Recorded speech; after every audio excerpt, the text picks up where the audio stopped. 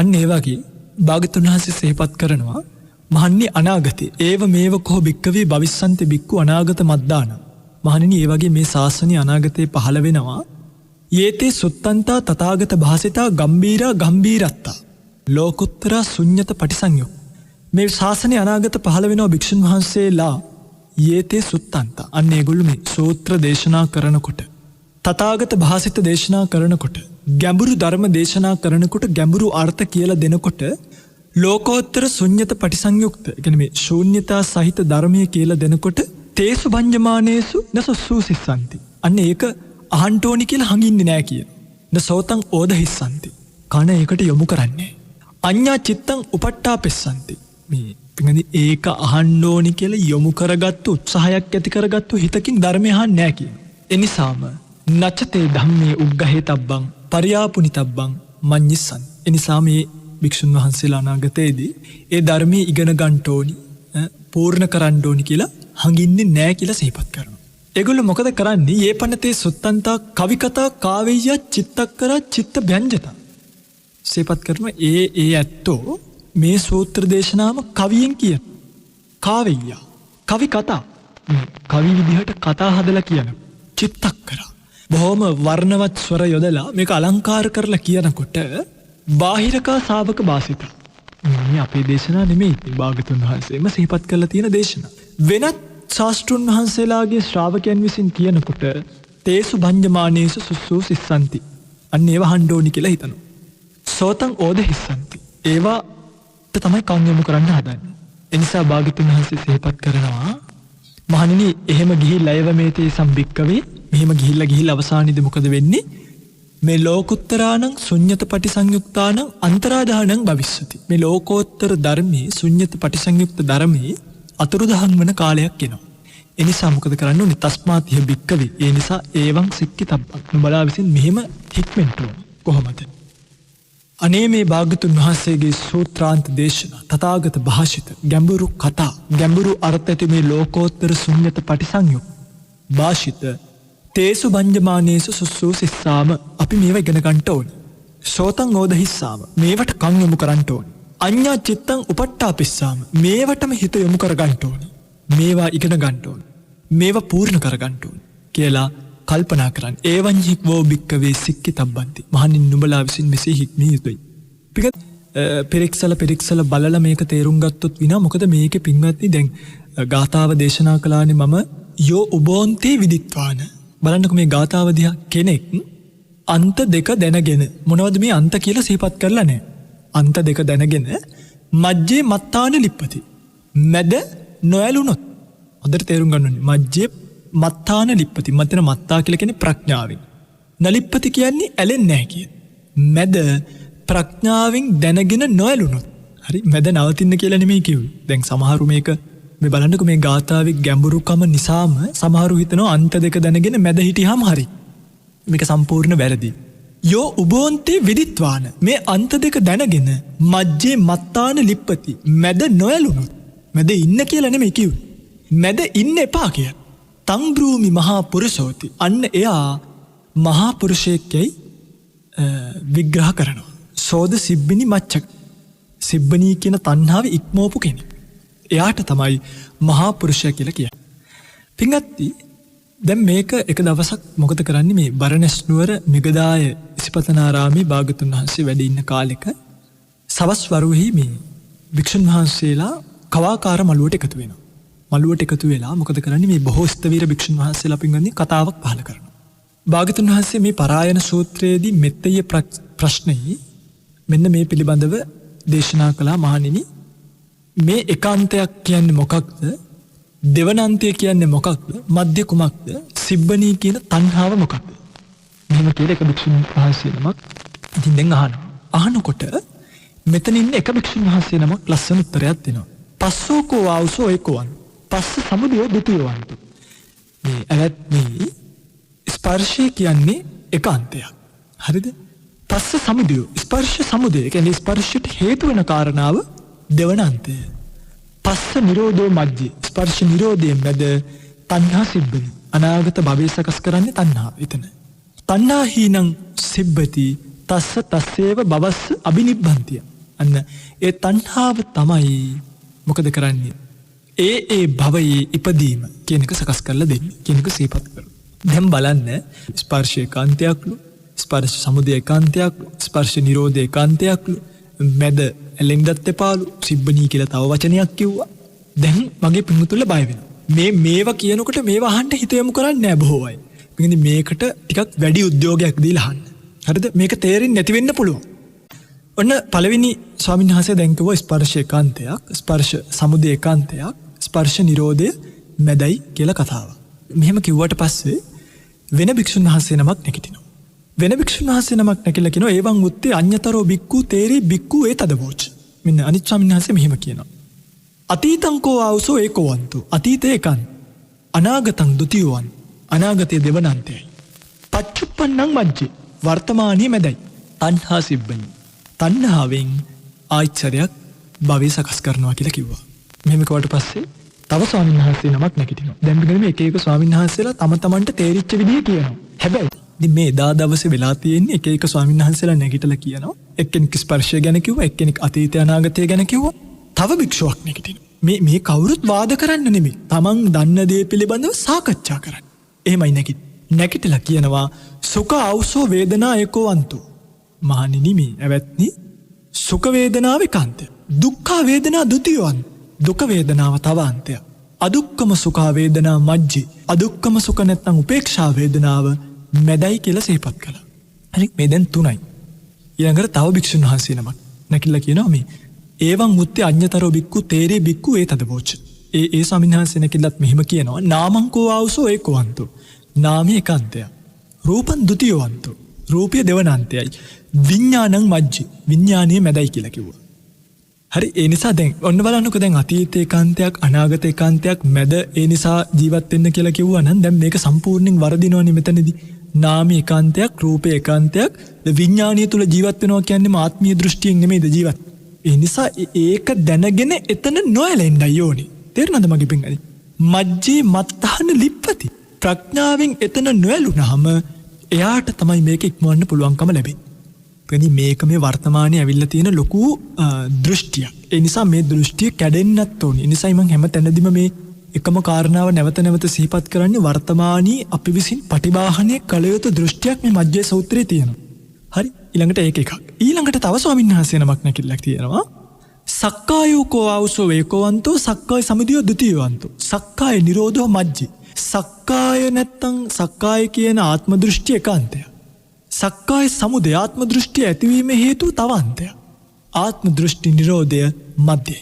ආත්ම දෘෂ්ටි නිරෝධය දැනගන්නේ නැතුව ඒතන තණ්හාවේ ඇලෙන්නේ නැතුව එතන වැඩ වාසය කරලා හරියන්නේ නෑ අපි. හරිද? ඒක එකක්. දැන් භික්ෂුන් වහන්සේලා මෙහිම තම තමන්ගේ වැටහීම. දැන් ඒක උන්වහන්සේලාම ඊට පස්සේ සාකච්ඡා කරනවා. හරිද? කොහොමද? ධ්‍යාකතංකෝ ආවසෝ අම්මේහි සබ්බේහිව යථාසකං පටිභාන. මේ මහණෙනි මේ ඇවැත්නි මේ අපි තම තමන්ගේ වැටහීමනේ ප්‍රකාශ කරගත්තේ. හැබැයි අපි භාග්‍යතුන් වහන්සේගෙන් අහමු ගිහිල්ලා මොකක්ද භාග්‍යතුන් වහන්සේ මේ පිළිබඳව දේශනා කරන්නේ, මොකක්ද මේ පිළිබඳව භාග්‍යතුන් වහන්සේ ප්‍රකාශ කරන්නේ. ගිහිල්ලා භාග්‍යතුන් වහන්සේ ළඟට යනවා. භාග්‍යතුන් වහන්සේ ගාවට ගිහිල්ලා අහනවා ස්වාමීනි මේ අපි මෙන්න මේ වගේ කතාබහක් ඇති කරගත්තා.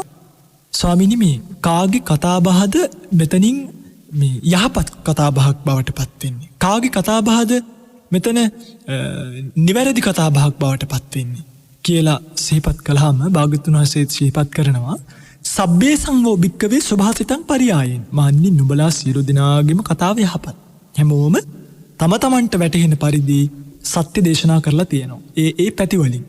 හැබැයි අපිච්ච යං මයා සන්දාය භාසිතං පරායනේ මෙත්තේය පඤ්ඤි. හැබැයි මහණෙනි මම මෙත්තේය ප්‍රශ්නය කියන මේ සූත්‍ර දේශනාවේදී සිහිපත් කරන්නට යෙදුනේ ස්පර්ශය ගැනයි. භාග්‍යවතුන් වහන්සේ මේ නාම රූපවත් අතීත අනාගතවත් ඒකක් ගැන නෙමෙයි මේ සූත්‍රයෙන් දේශනා කළේ. භාග්‍යවතුන් වහන්සේට සිහිපත් කරන්න ඕනි උනේ ස්පර්ශය සහ ස්පර්ශ සමුදය සහ ස්පර්ශ නිරෝධය කියන මැද ගැනයි. ඉතින් අපේ ඇත්ත ස්පර්ශ සමුදය ස්පර්ශ නිරෝධය ගැන නෙමෙයි මේක සිහිපත් කරන්නේ. අපේ අය මේක අර අතීතයේ බොහෝ අය මේක තේරෙන්නේ ඒ ඇත්තන්ට අතීතය අනාගතය වර්තමානයේ විතරයි. හරි. අනිත් කතාව ගැඹුරු වැඩි. ඒ කතාව ගැඹුරු අර්ථ තියෙනවා. ඒ කතාව ලේසියෙන් කෙනෙකුට අහුවෙන්නේ. ඉතින් ස්පර්ශය එකක්, සමුදය එකක්, නිරෝධය නොඇලෙන්න කිව්වෙත් මොකක්ද දෙයියනේ මේ කිව්වේ කියලා බොහෝ දෙනෙක්ට තේරෙන්නේ. හැබැයි අරක තේරෙනවා අතීත ඒකාන්තයක්, අනාගත ඒකාන්තයක්, අතීතෙත් ඇලෙන්නේ නැතුව, අනාගතෙත් ඇලෙන්නේ නැතුව වර්තමාන ජීවත් වුණාම හරි. ඔච්චරයි දන්නේ. පින්වත්නි මේ කතාව ධර්ම විරෝධී. මේ කතාව ලේසියෙන් තේරුම් ගන්න පුළුවන් කතාවක් නොවන බව සිහිපත් කළේ එකයි. එනිසා ඔබට කියලා දෙන්නම් මේ ස්පර්ශය, ස්පර්ශ සමුදය සහ නිරෝධයේ නොඇලීම කියන ධර්මතාවය සිද්ධ වෙන්නේ කොහොමද කියලා. මේක තේරුම් ගත්තාම මේ සූත්‍රයේ ඉතුරු සියලු පරයයන් අපිට තේරුම් ගන්න පුළුවන්කම ලැබෙනවා. පින්වත්නි මෙතනදී ස්පර්ශය කියලා කිව්වේ දැන් අර අපි දැනන් ඉන්න ස්පර්ශය නෙමෙයි. දැන් අපි දැනන් ඉන්න ස්පර්ශය තමයි පස්ස කියන චෛතසිකයනේ. මෙතනදී පස්ස කියන චෛතසිකයේ සිදුවීම වෙන්නේ ඇහැට රූපයක් හැප්පුණාට පස්සේ චක්කුංච පටිච්ච රූපේච උප්පජ්ජති චක්කු විඤ්ඤාණ. එතන චක්කු විඤ්ඤාණී ඇතිවීමෙන් ඒ තුනම ස්පර්ශ වීම තමයි සාමාන්‍යයෙන් ස්පර්ශය කියලා හඳුන්වන්නේ. හැබැයි මේ ඇහැට රූපයක් හැප්පීමෙන් එන ස්පර්ශයක් ගැන නෙමෙයි මේ සිහිපත් කරන්නේ. කනට ශබ්දයක් ඇසීමෙන් එන ස්පර්ශය ගැන නෙමෙයි මේ සිහිපත් කරන්නේ. පින්වත්නි මෙතන සිහිපත් කරන්නේ සිහිපත් කරන අට කතාව පස්සෝ යනු ස්පර්ශ වශයෙන් උපන් බැවින් මේ ආත්ම භාවයයි. හරිද? ඒ කියන්නේ පින්වත්නි ඇත්තටම දැන් අර අපි මේක තේරුම් ගමුකෝ. අපි ගිහිල්ලා කණ්ණාඩියක් ඉස්සරහට යනවා. කණ්ණාඩියක් ඉස්සරහට ගිහිල්ලා මොකද කරන්නේ? අපි අපේ ඇහෙන් කණ්ණාඩිය ප්‍රතිබිම්බය බලනවා. දැන් අපි සාමාන්‍යයෙන් ස්පර්ශය කියලා හඳුනාගන්නේ ඔය ඇහැ කණ්ණාඩියේ පේන ප්‍රතිබිම්බයට ස්පර්ශ වෙච්ච තැන උපදින චක්කු විඤ්ඤාණයනේ. චක්කු විඤ්ඤාණයත් එක්ක ඇති වෙන ස්පර්ශයනේ. නමුත් මේ කියන්නේ එහෙම ස්පර්ශයක් නෙමෙයි. පින්වත්නි අපි ගිහිල්ලා කණ්ණාඩිය දිහා බලනකොටම අපි ඒක මේ මාව පේනවා, මම බලනවා කියන ආත්මීය දෘෂ්ටිය ස්පර්ශ කරගෙන තමයි ගන්න. මේක ආත්මීය වශයෙන් ගන්නා ස්පර්ශයට තමයි මෙතනදී ස්පර්ශය කියන එක හඳුන්වන්නේ. කියන්නේ මම බැලුවා. අන්න බලන්නකෝ. ආත්මීය වශයෙන් එතන ස්පර්ශයක් තියෙනවා. නැත්නම් මට පේන්නේ මාවයි. අර ඇහැට රූපය ගැටිලා ඉන්න ස්පර්ශය නෙමෙයි, සම්පූර්ණ සංසිද්ධියේ ස්පර්ශය. ආත්මීය සංකල්පයක් ඔබාගෙන ඒක ස්පර්ශ කරගෙන ගන්න නිසා මෙතනට කියන ස්පර්ශය කියන. තේරුණාද පින්වත්නි? දැන් ඔන්න ඒක එකක් ස්පර්ශය. ස්පර්ශ සමුදය කියලා කියන්නේ පින්වත්නි මෙන්න මේ වර්තමාන භවය සංකල්පමය වශයෙන් ආත්මීය වශයෙන් ගන්න නිසා මේකට ඇලීමක් ඇති කර ගන්නවා. කියන්නේ මේක ආත්මීය වශයෙන් සංකල්පයක් ගොඩනගනවා. සත්වයක් පුද්ගලෙක් ඉන්නවා කියලා දැක්මක් මේකට අපි ඇති වෙලා තියෙනවා. අපේ හිතවල තියෙන වැරදි සංඥාව නිසා, ආශ්‍රවවල තියෙන වැරද්ද නිසා. එනිසාම මේක ආපහුසරයක් අනාගත භවයට අරගෙන යන්න ඒ සංකල්පය ඒ කියන්නේ ස්පර්ශයට, අනාගත ආත්ම භාවයේ ඇති වෙන්න තියෙන ස්පර්ශයටත් අනාගත ආත්ම භාවයේ ඇති වෙන්න තියෙන ආත්මීය දෘෂ්ටියටත් හේතුවක් බවට පත් වෙනවා. ඒ වැරදි සංකල්පනාව හේතුවක් බවට පස් වෙන නිසා ස්පර්ශ සමුදය කියලා කිව්වේ මේ තියෙන වැරදි සංකල්පයමයි මොකක්ද හේතු වෙන්නේ? අනාගත භවයට. කියන්නේ ඒකට තණ්හාවෙන් ඇලීම නිසා ආයිත් ආත්මීය වශයෙන් ගන්න නිසා ආයිත් ඇහැක් පහළ වෙනවා. ආයිත් කනක් පහළ වෙනවා. අන්න ආයි අනාගතයට අරගෙන යන්නේ මෙන්න මේ අන්ත දෙක නොදැක වර්තමානයේ ගිහිල්ලා කණ්ණාඩි ඉස්සරහා බලනකොටම මම ඉන්නවා කියලා දකින්නෙම මගේ පින්වත්නි මේක වර්ධවා ගත්ත නිසා. තේරුණාද මම මේ කියන එක? පින්වත්නි මේක හරීම ගැඹුරුයි. ආයිතින් ඒක දෙකක් නෑ. උනියක මම ආයිත් සරයක් සිහිපත් කරන්නම්. ස්පර්ශය කියලා කියන්නේ දැන් කියනෝනේ ස්පර්ශ ඒකාන්තයක්, ස්පර්ශ සමුදය ඒකාන්තයක්, නිරෝධය මැද. නිරෝධයේ නොඇලී. කියන්නේ මේ ස්පර්ශ නිරෝධය කියන එක දකින්නේ නැතුව, මේක ප්‍රඥාවෙන් දකින්නේ නැතුව මේකේ ඇලුනොත්, කියන්නේ ස්පර්ශය ආත්මීය වශයෙන් ගත්තොත්, මේ තියෙන ආත්ම භාවයේ සංකල්පමය වශයෙන් සත්‍යෙක් ඉන්නවයයි ගොඩනගා ගත්තොත්, එයා ඒකම ස්පර්ශ සමුදයක් බවට ඒකාන්තයක් බවට පත් වෙලා ඒ ආපෞසරයක් භවෙන් භවයට යනවා. ස්පර්ශය කියලා කියන්නේ මෙතනදී මේ ආත්ම භාවය ස්වකීය ආත්ම භාවයයි ගැනීම. ඔකට තමයි මේ ස්පර්ශ කියන අර්ථය මෙතනට දාලා තියෙන්නේ. සෑම සිදුවීමක්ම දැන් අපි කොයි හරි යනවා කියලා හිතන්නකෝ. කොයි හරි යනකොට අපේ පාදයේ පොළවේ ස්පර්ශ වෙන එකට නෙමෙයි මේ ස්පර්ශය කියන්නේ.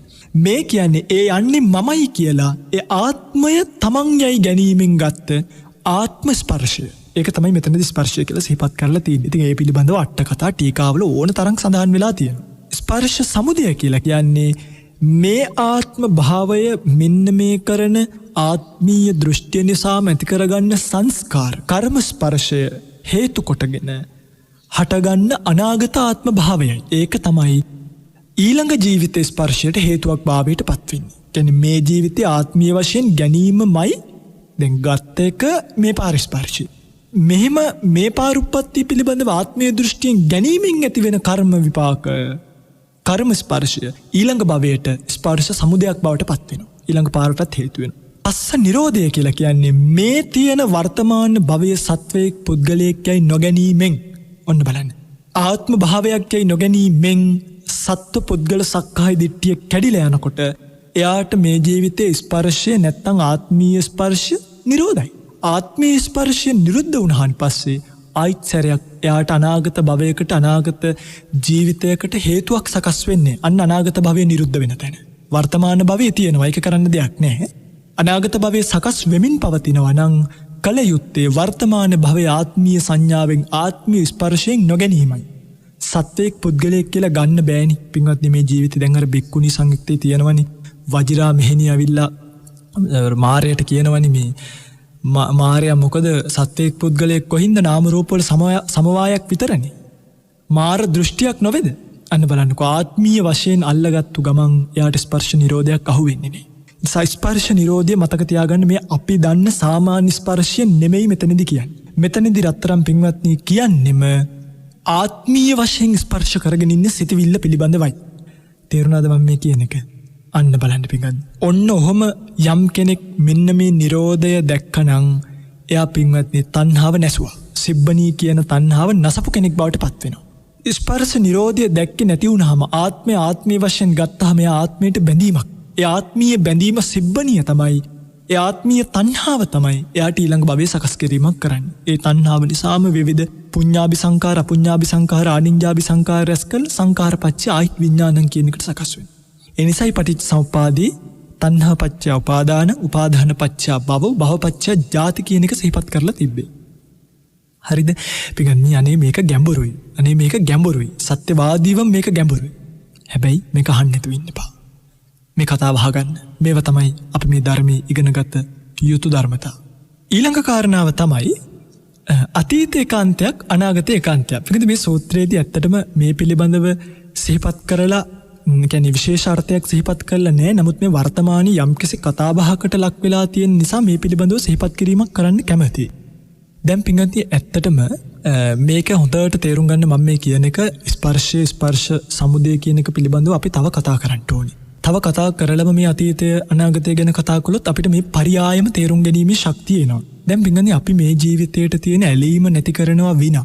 හරිද? දැන් හිතන්නකො මගේ පින්වතුල්ලා මොකක් හරි කැමරාවක් තියෙනවා අපි ආස කරන. හරිද? දැන් පින්වතුල්ලා කැමරාවට තියෙනවනේ ආසාවක්. අපි ගන්නේ කැමරාව කඩලා වැඩක් නෑ. හරි? දැන් ආශාව තියාගෙන කැමරාව කැඩුවොත් මොකෝ වෙන්නේ? ඊට පස්සේ සනීපයිද දුකයිද? ඊට පස්සේ මතක් වෙන වාරයක් පාස දුකයි. සමේ කඩන්න ඕනි බඩුව නෙමෙයි. කඩන්න ඕනි ආත්මය නෙමෙයි. කඩන්න ඕනි ආත්මය පිළිබඳව තියෙන මේ ඇලීම. ඒ නිසානේ දැන් අර සමහරු සියදිවි නසා ගන්නවනේ. සියදිවි නසා ගත්තට දැන් සියදිවි නසා ගැනීම කියන එක පිළිබඳව අර්ථ දෙකක යෙදෙනවා. සමහරු මෝඩ අර්ථයෙන් සියදිවි නසා ගන්නවා. දැන් බෝසතාණන් වහන්සේලා වගේ සියදිවි නසා ගන්නවා. ඒ කියන්නේ ඒක යම්කිසි අර්ථයකින් කරන උතුම් අර්ථයක් වෙනස කරගන්න එක. අපි දන්නවනේ පරමත්ත පාරමී පුරන්න සමහරක් වෙලාවට ජීවිතය දෙන්න ඕනි කියලා. දැන් අර දහම්සොඬ රජතුමා ධර්මයේ වෙනුවෙන් ජීවිතය පූජා කරන්න හිත හදාගත්. දැන් ඒවා ආදරයක් නැති වෙලා සියදිවි නසා ගන්නව නෙමෙයිනේ. ඒවා අර්ථ සහිතයි. හැබැයි ආදරයක් නැති වෙලා ගිහිල්ලා සියදිවි නසා ගන්නවා කියන එක ද්වේෂය නිසා ඊළඟ පාර අවීචියට හෝ තිරිසන් ලෝකයට හෝ പ്രേත ලෝකයට යන්නත් පුළුවන්. දෙන්නත් එක්කම අල්ලන් ගිහිල්ලා කෝච්චියට පැන්නට වැඩක් නැහැ. ඒ නිසා නැති කල යුත්තේ ආත්ම භාවය නෙමෙයි. මේ ආත්ම භාවය පිළිබඳව තියෙන ආශාව දුරු කරන්න. ඒ නිසායි සමහර රහතන් වහන්සේලාගේ තේරාපදානවල තියෙනවා තේරතේරි ගාථාවල මේ පංචස්කන්ධය දැඩි පිළිකුලින් යුක්තව පෝෂණය කරයි. කියන්නේ මේක පෝෂණය කරන්නේ තාම පිළිකුලින් ජුගුත්සාජනකව. ඇයි? මේ ආත්මේ පිළිබඳව තියෙන ආසාව ලියලා තියෙන්නේ. හැබැයි ජීවිතේ නැති කරගන්න යන්නේ නැහැ. පෝෂණය කරන්නේ ඊටාම පිළිකුල් සහගතවයි. පිළිකුල් සහගතව පෝෂණය කර. අර බලන්න බඩුව නෙමෙයි කඩන්න ඕනේ. කඩන්න ඕනේ ඒ බාණ්ඩ පිළිබඳව තියෙන ආශාවයි. එහෙම කළොත් කෙනෙක්ට මෙහි තියෙන ඇලීම නැති කරගන්න පුළුවන් කමක් තියෙනවා. හරියට පින්ගන්නේ මෙන්න මේ වගේ. දඬු දෙකක් අරගෙන ඔය දඬු දෙක නූලකින් බැන්දොත් අපි දණ්ඩ නෙමෙයි කඩන්න ඕනේ. මොකක්ද කඩන්න ඕනේ? මැද නූල කැපුවොත් ওই දඬු දෙක වෙනස් වෙලා වෙන් වෙලා යනවා. එනිසා මේ සංකල්පමය වශයෙන් ජීවිතයට දීලා තියෙන වටිනාකම. දැන් පින්වතුනි අපි මේ ජීවිතයට වටිනාකමක් දෙන්නෙම සංකල්පමය වශයෙන්. කියන්නේ අපි තමයි මේකට වටිනාකමක් දුන්නේ. දැන් උදාහරණයක් විදිහට ඉස්සර අපේ ගෙවල් වල තියෙන අල්මාරි හරි පරණ අල්මාරි. ඒවා ඉතින් දිරලා ගුල්ලෝ ගහලා වැඩක් නැහැ. ඉතින් ගෙදරට බරක් ඒක. දැන් අපි සංකල්පමය වශයෙන් දකිනවා මේක මහා කරදරයක්. මේක මහා වදයක්. මේක කොයිට හරි විසික් කරන්න ඕනි කියලා. විසික් කරන්න ඕනි කියලා කල්පනා කරනකොට කෙනෙක් එනවා ඇන්ටික් බඩු හොයාගෙන. දැන් බලන්න අර මට කරදරයක් වෙලා තිබ්බ අල්මාරිය අර මිනිස්සයා වෙනම නමක් එකට සංකල්පයක් ගොඩනගාගෙන ඇන්ටික් කියලා. ඇන්ටික් කියලා ගොඩනගාගත්තු ගමන් දැන් යාට අල්මාරිය කොච්චර වටිනවද? මේ මම විසික් කරන්න බලාගෙන ඉන්න අල්මාරිය මට සල්ලි දීලා අරයන්. හරිනම් මම සල්ලි දීලා කාට හරි දෙන්න ඕනි තත්ත්වය අපේ ගෙදර තිබ්බේ. ඒ මිනිස්සයා ඇවිල්ලා මේකට ඇන්ටික් කියන සංකල්පයක් ගොඩනගලා. ඇන්ටික් කියන සංකල්පයත් එක්ක යාට මේක හරිය වටිනවා. එයා මට සල්ලි දීලා ඒ අල්මාරිය අරයන්. අර බලන්න එකම අල්මාරිය අපි දෙන්නෙක් දැකපු විදිය වෙනස්. මම දකිනවා කරදරයක්. අර මිනිස්සයා දකිනවා වටිනාකමක් කියලා. ඇත්තටම අල්මාරියමනේ. ඒකේ තිබ්බේ ලී නම් ඒක ලීමනේ. ඒකට ගුල්ලෝ ගහලා නම් ගුල්ලොමනේ. ඒක විනාශ වෙලා නම් ඒක විනාශ වෙලාමනේ. හැබැයි මම දකින සංකල්පමය විදිහ සහ අර කෙනා දකින සංකල්පමය විදිහ මේ අල්මාරියට වටිනාකම් නොවටිනාකම් සකස් කරනවා.